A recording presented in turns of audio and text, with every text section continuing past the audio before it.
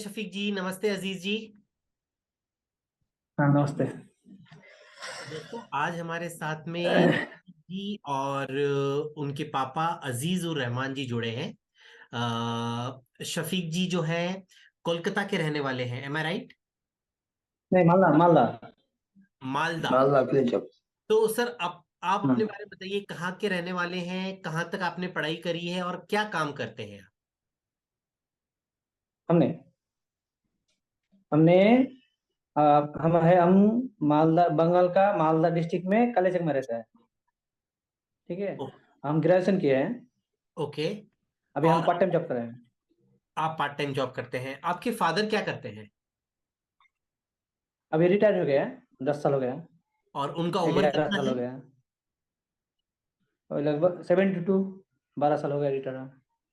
Okay.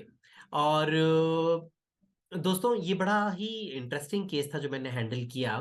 Actually ये ऐसा पहला सक्सेस वीडियो है जो हम लोग रिकॉर्ड कर रहे हैं। और इस सक्सेस वीडियो के साथ में कंप्लेन वीडियो नहीं है हमारे पास। हमने कंप्लेन वीडियो रिकॉर्ड नहीं किया था इस केस में।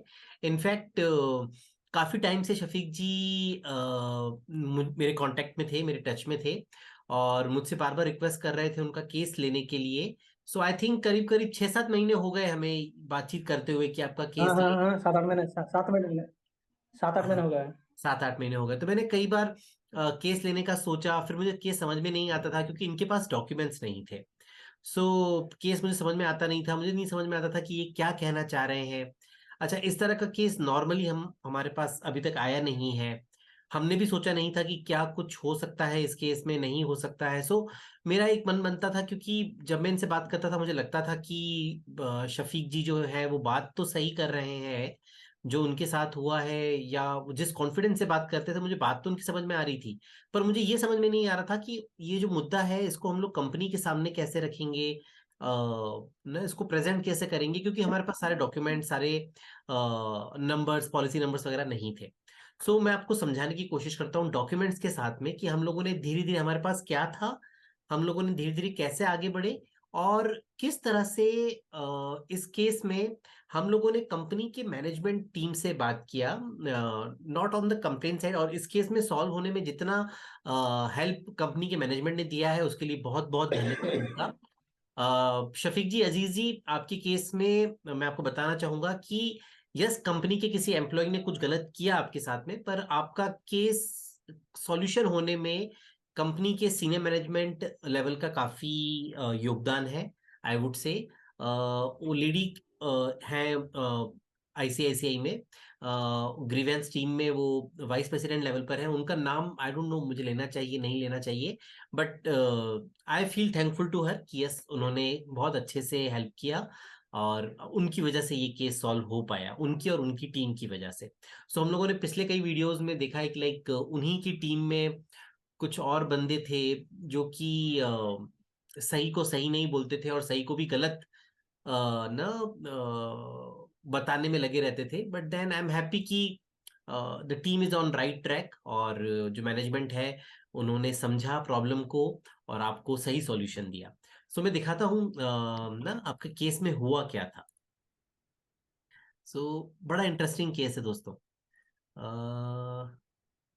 Let me share. या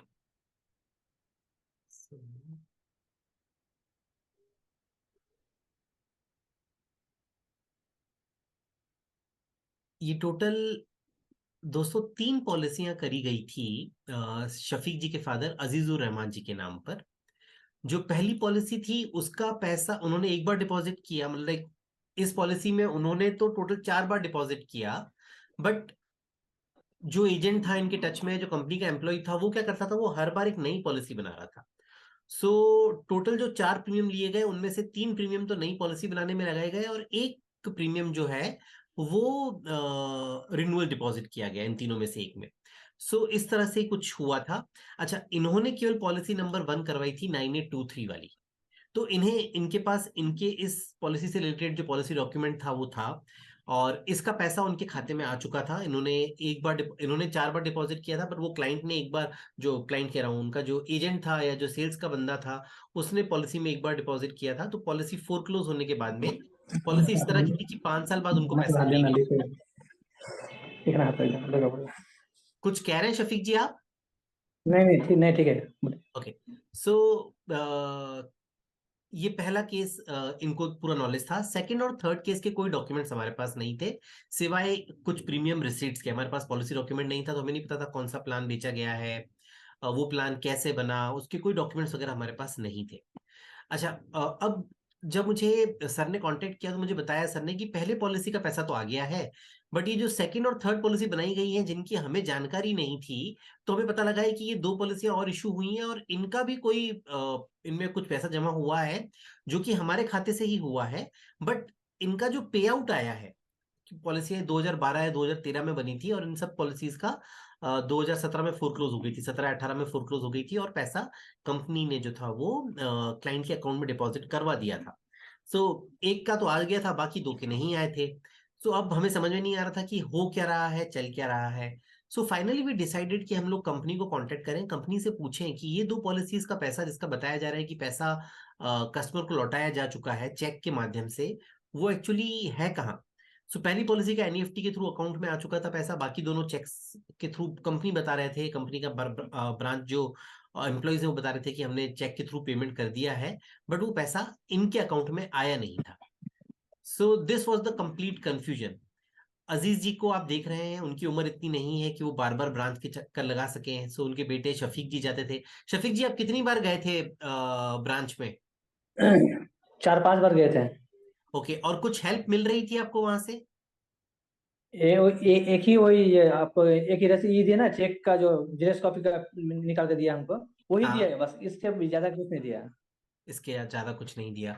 सो फिर दोस्तों हम लोगों ने कंपनी से बात किया, कंपनी को सारा समझाया हम लोगों ने केस, कंपनी के सीनियर मैनेजमेंट को आई वुड से, और उन लोगों ने केस को समझा, उन्होंने अपने लेवल पर जांच पड़ताल करी। जांच पड़ताल के बाद में 2 दिन पहले हमारे पास मेल आया है, मैं आपको मेल भी दिखाता हूँ। सो 2 दिन पहले हमारे पास मेल आया है, अ,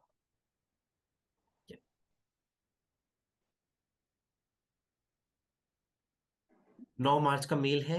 नीतू सिंह जी हैं कंपनी की जो कंप्लेंट रिट्रेसल ऑफिसर हैं, उनकी तरफ से मेल आया है और उन्होंने बताया है कि we have reviewed the details and understand that you are not in receipt of the foreclosure refund amount of 43,000 and 1,05,000 processed for policy number so and सो।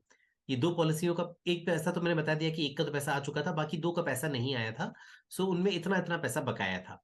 सो उसके बाद में कंपनी ने बताया कि फोरक्लोज 2017 में हो चुकी थी दोनों पॉलिसीज, एक अगस्त में और एक सितंबर में। पर क्योंकि अब डिसीजन अब दिया जा रहा है पैसा लौटाने का, और उस डिसीजन में लेट हुआ है, डिले हुआ है, सो कंपनी ने इसके एवज में सर को 6.25% एनुअल पर एनम के हिसाब से इंटरेस्ट भी लौटाया, और टोटल जो अमाउंट था वो 43,000 की जगह पे उनको 58,900 रुपये दिया गया यहाँ इस पॉलिसी में, 6540 वाली पॉलिसी में। और 3383 वाली पॉलिसी में 1,05,000 की जगह पर 1,41,000 टोटल पे किया गया।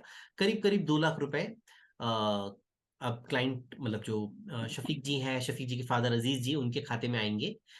मुझे बहुत खुशी है कि मैं ये केस ले पाया। पहले दिक्कत में था, लाइक मुझे समझ में नहीं आ रहा था कैसे पिकअप करूंगा, but finally when I decided to take up the case, मुझे खुशी है आप लोगों के साथ शेयर करते हुए कि हम लोग केस सॉल्व कर पाए और रहमान फैमिली को हम लोग न्याय दिलवा पाए। हेल्प इसमें डेफिनेटली कंपनी के जो अधिकारी हैं, वाइस प्रेसिडेंट लेवल की ग्रीवेंस रिड्रेसल ऑफिसर हैं वो, नीतू जी जो है उनकी टीम मेंबर हैं, बट जो सीनियर है उनका नाम मैं नहीं ले रहा हूँ, but she has helped us a lot and I really thank her for all the support that she has shown in resolution of this case. आप और कुछ कहना चाहते हैं शफीक जी? अजीज जी, आप कुछ कहना चाहते हैं?